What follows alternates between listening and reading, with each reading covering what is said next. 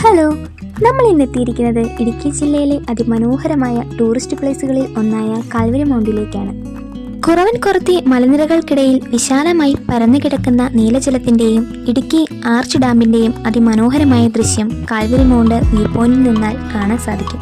ഇടുക്കി ടൗണിൽ നിന്നും കട്ടപ്പന റൂട്ടിൽ 5 കിലോമീറ്റർ മാറിയാണ് ഈ പിക്നിക് സ്പോട്ട്. ചെറുതോണിയിൽ നിന്ന് 12 കിലോമീറ്ററും കട്ടപ്പനയിൽ നിന്ന് 15 കിലോമീറ്ററും സഞ്ചരിച്ചാൽ കാൽവരി മൗണ്ടിൽ എത്തിച്ചേരാം. ഫോറസ്റ്റ് ഡിപ്പാർട്ട്മെന്റിന്റെ കീഴിലാണ് കാൽവരി മൗണ്ട് ഇക്കോ ടൂറിസം വരുന്നത്. ദിവസേന 100 കണക്കിന് സഞ്ചാരികളാണ് ഇവിടം സന്ദർശിക്കാൻ എത്തുന്നത്. ഒരാൾക്ക് 25 രൂപ എൻട്രി പാസ്സാണ് അകത്തേക്ക് പ്രവേശിക്കാനുള്ളത്.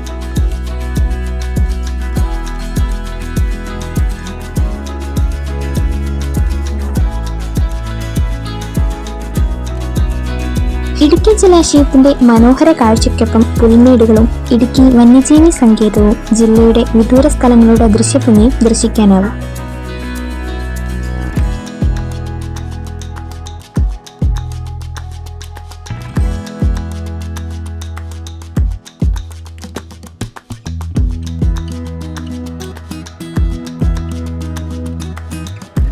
തേയിലച്ചെടികളാൽ പൊതിഞ്ഞ പർവ്വത നിരകളുടെ കാഴ്ചയും കാൽവരി മൗണ്ടിന്റെ ഭംഗി കൂട്ടുന്നതാണ്. ക്രിസ്ത്യൻ തീർത്ഥാടന കേന്ദ്രമായ കുരിശുമലയിലേക്ക് കയറുന്നതും ഇവിടെ നിന്നാണ്.